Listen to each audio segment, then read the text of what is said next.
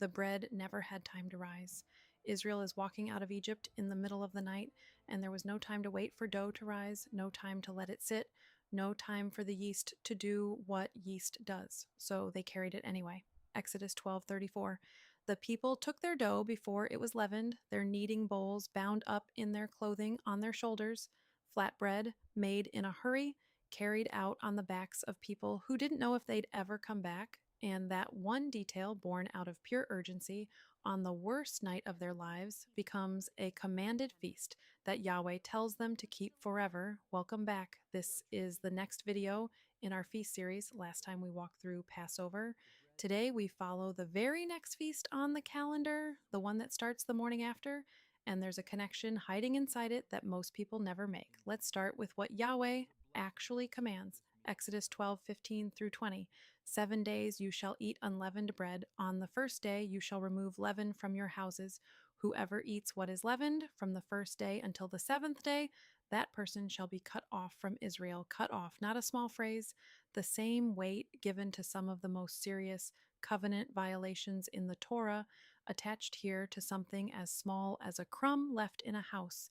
Leviticus 23:6. On the 15th day of the same month is the Feast of Unleavened Bread to Yahweh. 7 days you must eat unleavened bread. The first day and the seventh day are each a holy convocation. No customary work is done on them except what everyone needs to eat. That alone may be prepared. Deuteronomy 16:3 gives the reason behind it.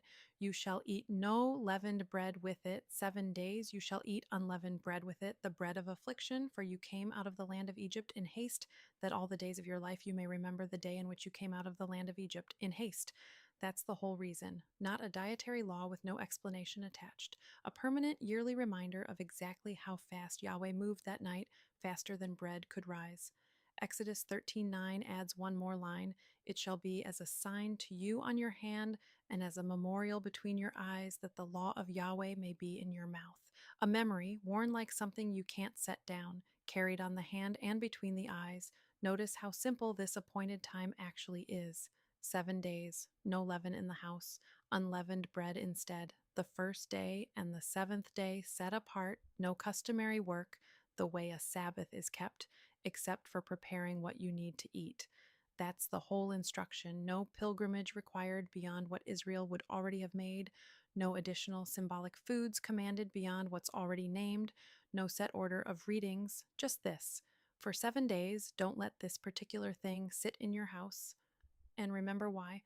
Now, leaven itself shows up throughout Scripture as more than a baking ingredient. Galatians 5:9. A little leaven leavens the whole lump. Luke 12:1. Jesus warns his disciples, beware the leaven of the Pharisees, which is hypocrisy. Matthew 16:6, 11, and 12. Jesus tells them again, beware of the leaven of the Pharisees and the Sadducees, and this time the text explains itself. Then they understood that he did not tell them to beware of the leaven of bread, but of the doctrine of the Pharisees and the Sadducees. Mark 8:15 adds one more name to the list. Watch out, beware of the leaven of the Pharisees and the leaven of Herod. 3 named leavens: the hypocrisy of religious performance, the false doctrine of teaching that has quietly drifted from what God actually said, and the compromise of trading truth for worldly comfort or position. Notice the pattern in all three. Leaven doesn't announce itself. You can't see it working.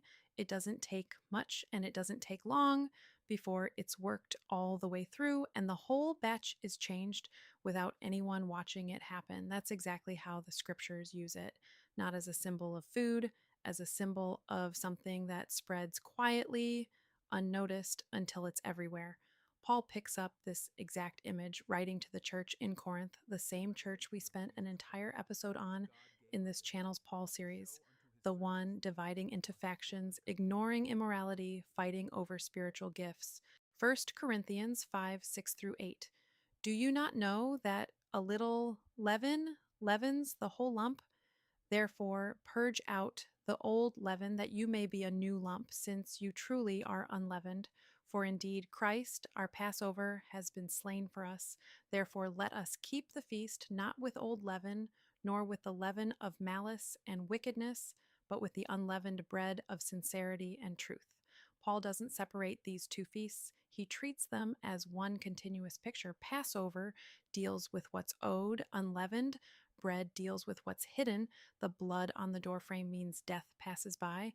The leaven removed from the house means nothing corrupting gets to stay, quietly working through everything, unnoticed.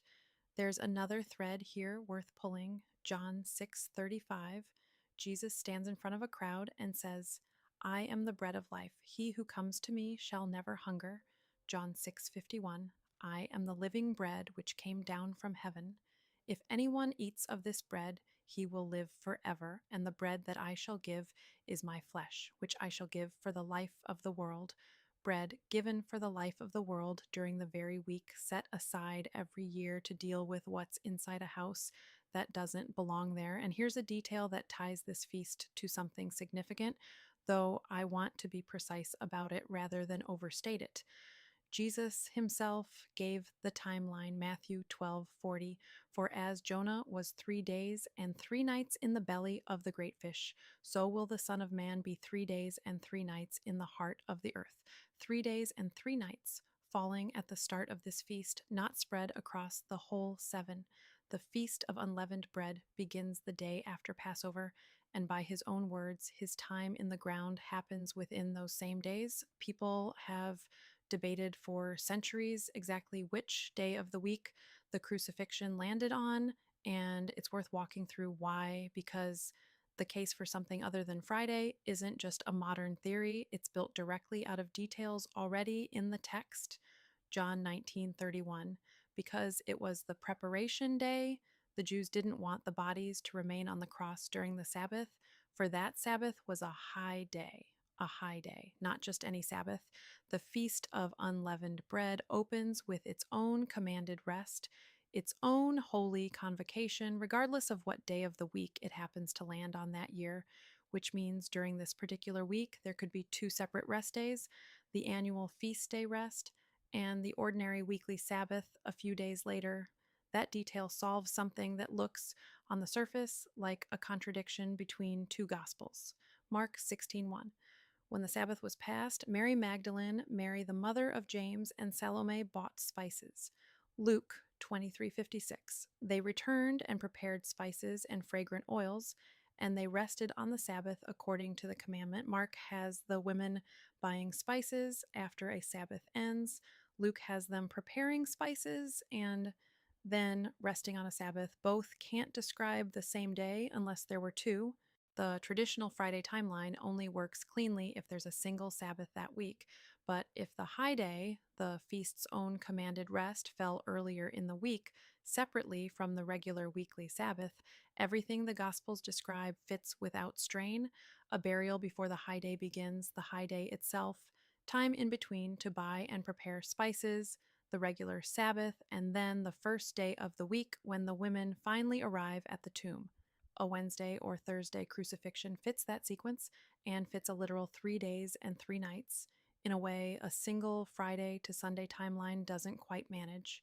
I won't declare this the final word here because thoughtful people land in different places on it, but it isn't simply a modern argument invented to be different. It's what you get when you take John's mention of a high day and the gospel's own timeline of the spices seriously. What isn't in question is the broader timing. Sometime during this very week, the week set apart every year to remove what corrupts the body of the Messiah lay in the ground. Acts 2:27 and 31. Peter, preaching in Jerusalem, quotes an old psalm about the Messiah. You will not leave my soul in Hades, nor will you allow your Holy One to see corruption. Peter makes the point directly. David, he says, is both dead and buried, and his body saw exactly what everybody sees. But speaking of the resurrection of the Messiah, Peter says, his soul was not left in Hades, nor did his flesh see corruption, not left to decay, not left to rot. During the very week set aside to remove everything that corrupts quietly from the inside out of an entire house, the body of the one who called himself the bread of life lay in the ground and did not see corruption at all. The feast that removes what corrupts, and the one body in human history that didn't corrupt during this exact week. Every single year, since Exodus. Here's what I want you to walk away with: Yahweh didn't just rescue a people from Egypt one night and call it finished. He built a second command right into the very next morning: remove what corrupts, what spreads quietly and unnoticed out of your house every single year forever. Passover says death passes by, marked by blood. Unleavened bread says nothing corrupting gets to stay. And sometime during the very week that command sits on the calendar, the body of the one who kept every feast perfectly lay in the ground, untouched by the one thing this feast was always about removing. If this connected something for you today, subscribe and leave a comment. Tell me what stood out to you the most: the leaven of the Pharisees, the sign on your hand, or the tomb that didn't see corruption. Next in this series, we follow the feast that falls during this very same week, first fruits, and what it has to do with a resurrection landing on the exact day it was already commanded to happen.